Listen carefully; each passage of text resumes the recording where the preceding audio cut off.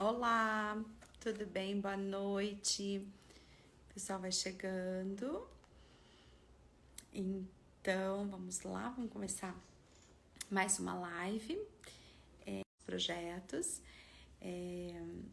Então, não deixe de continuar, vocês vão perceber que a gente vai fazer. O que eu quero dizer com isso? A gente se preparar para, enfim, para esse bate-papo, para a live. Eu tive um telefonema de uma mãe desesperada porque o filho caiu, bateu, fez uma fratura, em princípio, pela foto, uma fratura de coroa com exposição pulpar. Então, uma situação bem estressante para todos nós. Mas, enfim, conversei com ela. A semana apareceram vários casos relacionados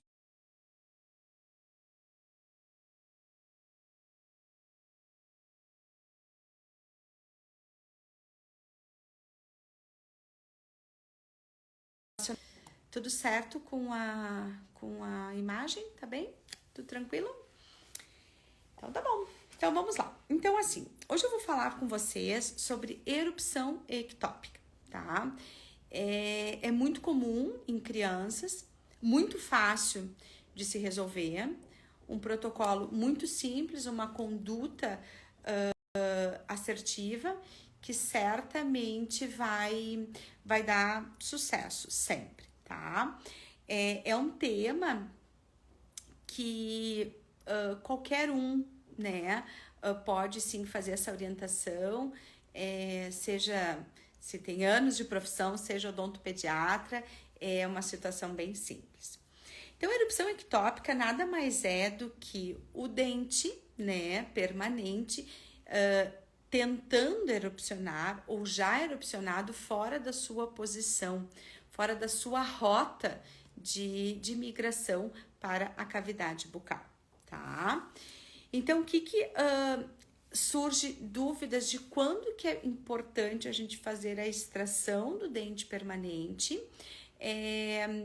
e quando que a gente vai postergar, que não seria algo urgente. Importante, e até eu falo muito lá no consultório, que quem tem duas arcadas é tubarão. Então, nasceu o dente permanente, não esfoliou o dente descido, dente de leite, sim, temos que fazer a extração do dente descido. Isso é uma regra geral, mas a gente pode sim trabalhar com as nossas particularidades, né? As exceções. Então, temos incisivos descidos inferiores com leve mobilidade, mas não ao ponto de esfoliar. E já temos incisivos centrais, no caso permanentes, erupcionando por trás, né? Por trás do dente descido. Devo ou não devo extrair esse dente, né? O dente descido. É preciso nesse momento? Não. A gente vai cuidar algumas questões, tá? Quando é na arcada inferior, tá? E é importante que a gente vislumbre o quê? Nós temos a ação de língua, nós temos a ação de lábio, que permitem uma acomodação, uma autocorreção quando nós temos um dente que não esteja numa posição apropriada, tendo espaço no perímetro do arco, tá? Então, se tem o dente incisivo, descido, atrás o dente permanente erupcionando, o ideal é o quê? Fazermos a remoção do incisivo central, né, descido, quando nós já tivermos 2/3 de coroa do incisivo permanente erupcionado. Por quê? Porque quando a gente vai fazer a extração, proceder à extração do dente descido, a força de língua, ela reposiciona esse dente junto do perímetro correto. Se nós tivermos pouca erupção do dente, a língua não vai conseguir fazer essa ação.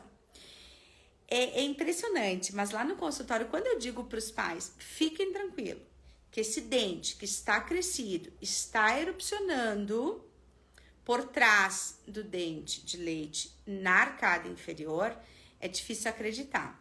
Mas passa 2, 3 meses e o dente realmente ele se posiciona bem onde tem que ser. Incisivos centrais inferiores, tá?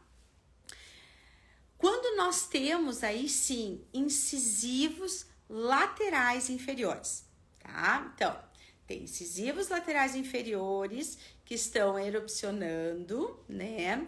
Por trás, no caso do dente permanente por trás, o dente de leite pela frente. E aí, segue o mesmo protocolo? Não. Um pouquinho diferente. O que nós temos que cuidar nessa situação?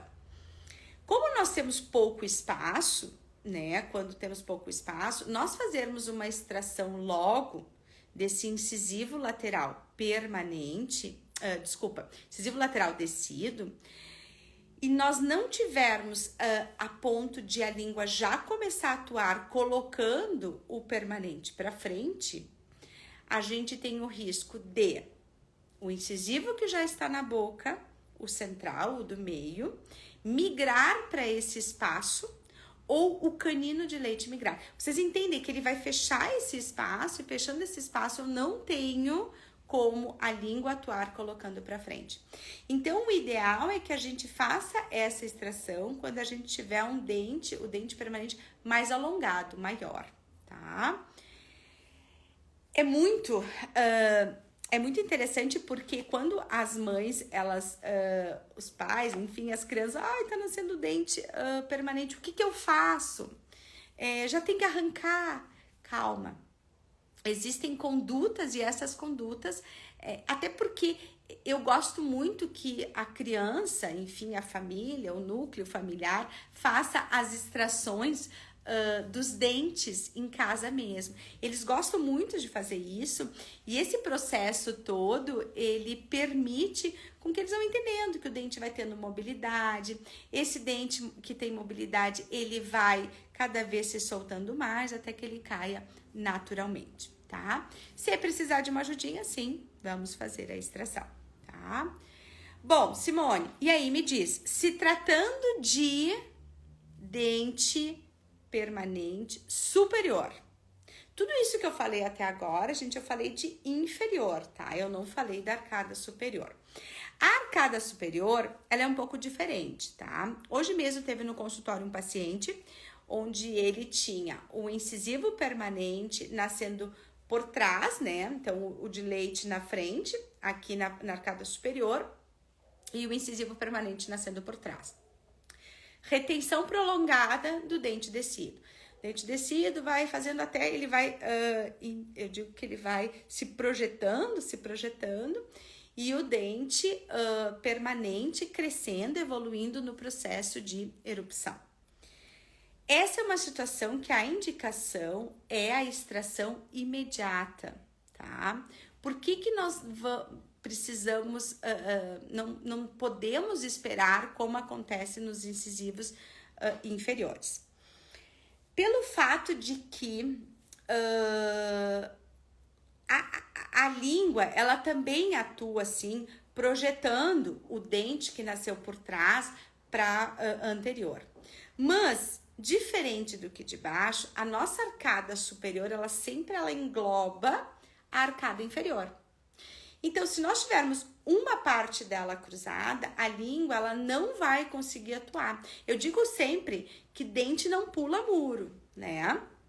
Então, se nós tivermos, mesmo que ele esteja bem para trás, a língua venha a atuar, não vai conseguir passar, né, para frente do incisivo inferior. E aí a gente acaba tendo que usar um aparelho, né? Um aparelho para projeção ou fazer um levante de mordida para que o dente consiga, né, passar para a porção anterior do incisivo inferior. Então, resumindo assim só, quando a gente tem dente permanente erupcionando por trás na porção superior, exodontia sim do dente descido. Na porção inferior, a gente tem que avaliar a quantidade que nós temos de coroa, né, erupcionada já para fora da arcada, tá? Sabe que quando lá eu não vou dizer todo dia, mas assim, umas 3 vezes por semana, eu recebo foto no consultório dos pacientes. Ah, estou apavorada, o meu filho tá nascendo o dente por trás e o outro não caiu, né? E aí a gente conversa, manda um áudio para essa mãe, para esse pai, e eles já ficam bem tranquilos com isso. Então, é uma explicação que às vezes nem precisa ir no consultório, né? Às vezes nós mesmos podemos fazer, já tranquilizando ali mesmo naquela situação, tá? Também existe a erupção ectópica, né? De pré-molares, né? Então, nós temos já daí na porção posterior, onde existe a retenção, né, do dente descido e a erupção do pré-molar por fora. Geralmente ela vem por fora, né? E acaba projetando o dente descido para dentro da arcada, né, do palato, ou no caso, junto do assoalho bucal da língua. Essa indicação, sim, com certeza, extração, tá? Tô pensando aqui no meu dia e eu tô lembrando assim, hoje de tarde eu fiz 2 extrações de molares nessa situação. Hoje de manhã eu atendi um menino que a gente teve que fazer um levante de mordida para possibilitar descruzar, né, um incisivo superior por conta de uma retenção prolongada de dente descido. E nessa semana teve uma menina que elas têm 2 dentes, né, que estão sem mobilidade e que certamente já agendamos para fazer as extrações de incisivo inferior, tá? Deixa eu ver aqui, porque isso foi uma abordagem que aconteceu e eu tenho outras perguntinhas que deixaram, mas eu queria falar muito porque isso tem acontecido com muito comum, né? É importante só lembrando que quando a gente fizer essa extração ou quando a gente não indicar e preservar, que geralmente acontece? A dificuldade de higienização dessa área quando a gente tem a duplicidade dos dentes. E é muito comum a gente ter a formação de cálculo dentário, né? O tártaro. Então, quando cai o dente descido e o dente permanente fica todo aparente, a gente consegue visualizar essa formação de tártaro, tá? Então, vamos ver aqui nas minhas anotações. A questão, a gente tem tido bastante o quê? A retenção, né, do canino, sem mesmo ele conseguir erupcionar, tá? Então, eu tenho como protocolo lá no consultório, né? A gente pede um raio-x panorâmico quando começa as trocas dentárias, em torno de 6 anos, 5 anos e meio, dependendo da criança. E depois, se a gente não tem mobilidade de molares superiores, né, ou inferiores, na idade mais ou menos de 9 anos, eu peço novamente um raio-x panorâmico, tá?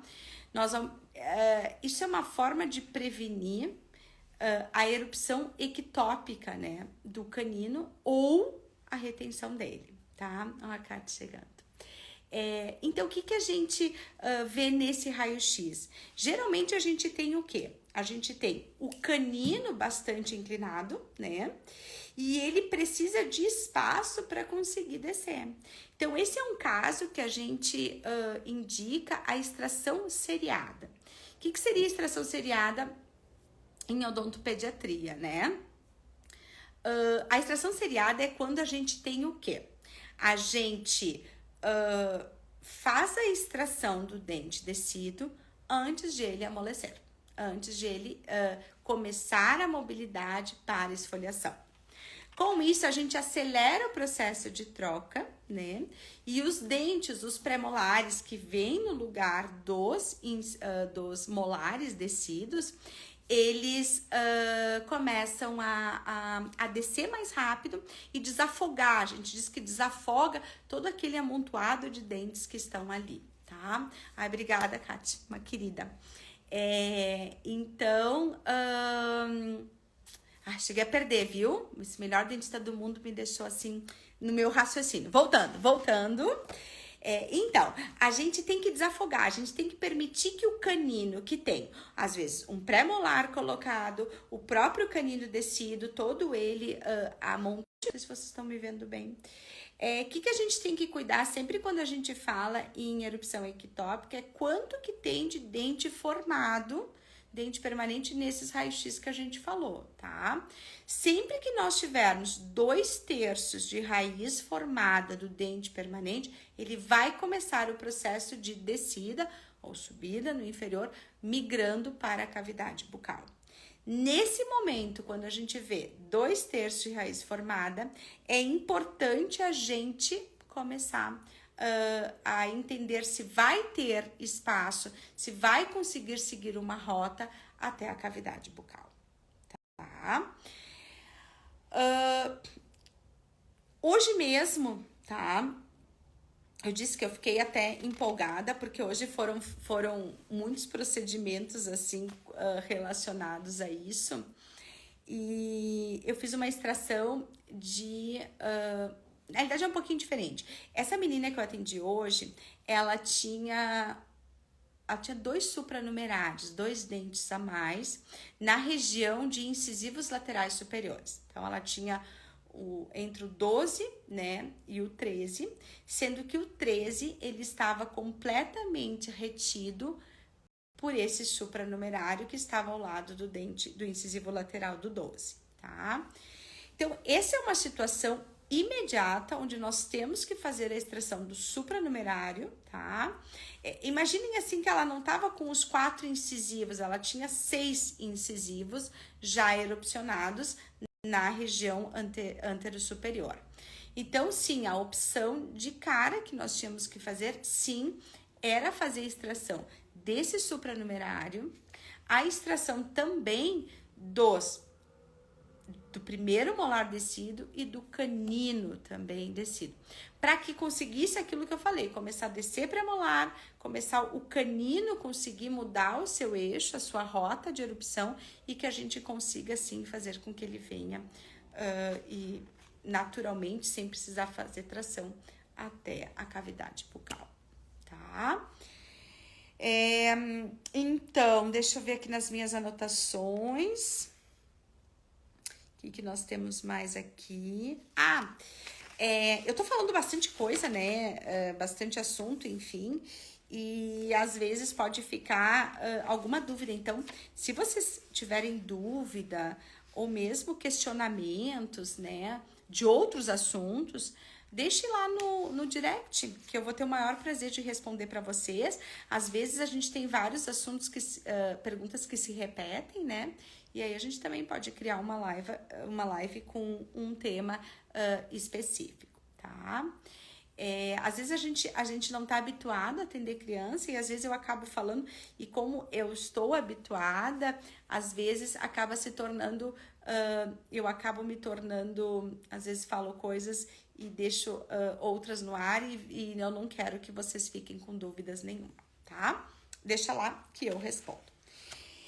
Então, eu acho que era isso desse assunto, tá? Então, eu vou responder, eu acho que ainda a gente vai ter tempo de responder, pelo menos, acho que umas 2 perguntinhas que foram deixadas hoje no direct para responder, tá? Então, uma delas era por que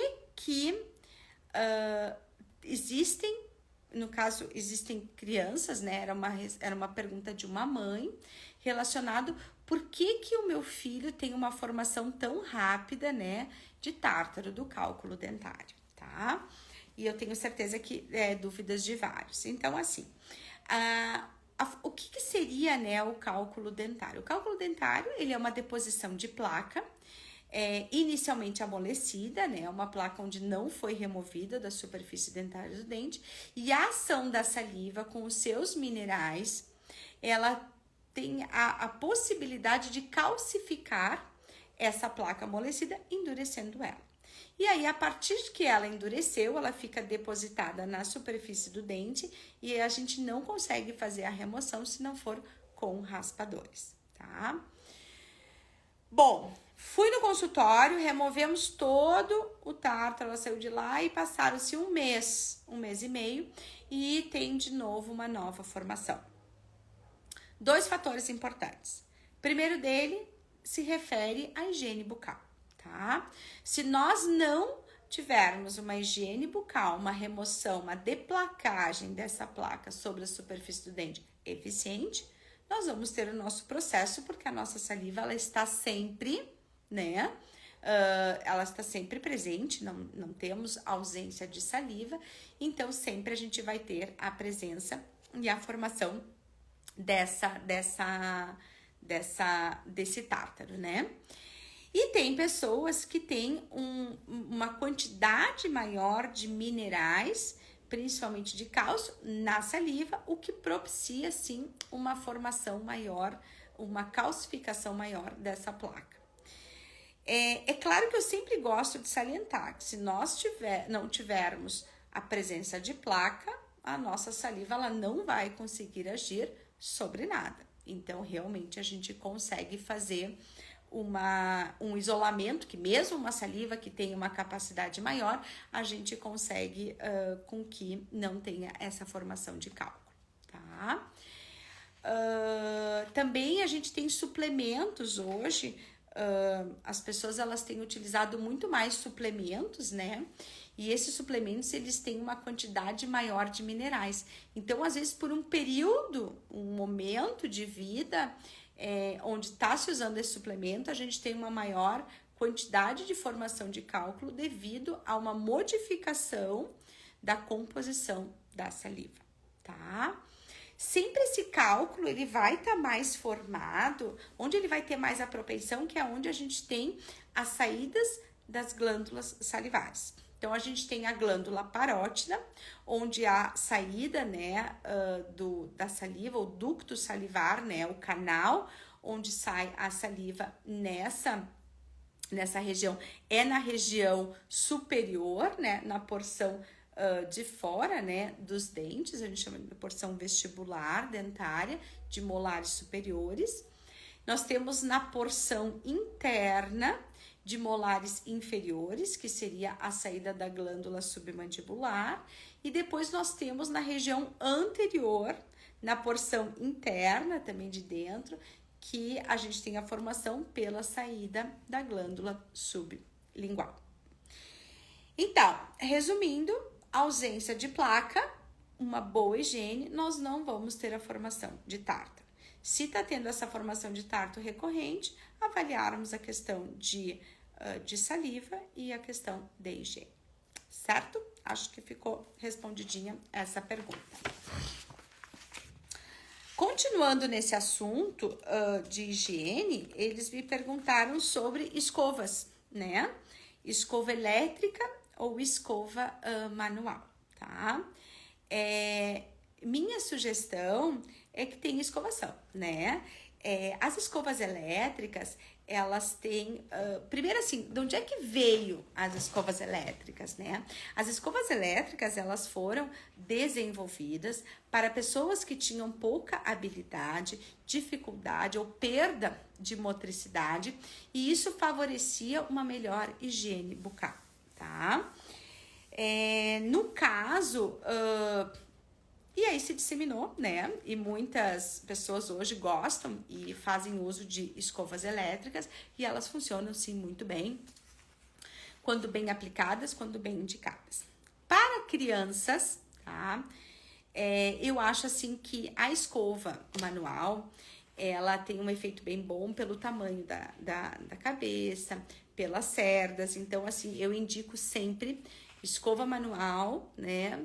Fio dental, é mais importante o tempo de escovação, né? A qualidade da escovação do que o tipo de escova, tá? Quando a gente fala já em termos motivacionais, eu acho bem interessante, tá? A escova elétrica, ela às vezes motiva a criança a escovar. Ela pode ser associada junto com a escova manual. O que eu quero dizer associar? A gente pode estabelecer, né, os momentos de escovação com a escova manual e o momento de escovação com a escova elétrica, tá? Eu particularmente, o meu filho, e eu gosto muito de fazer as coisas no meu filho, justamente porque eu vivo, né? É diferente a gente conversar no consultório, eu vou te indicar isso, mas eu não sei qual é a resposta em casa.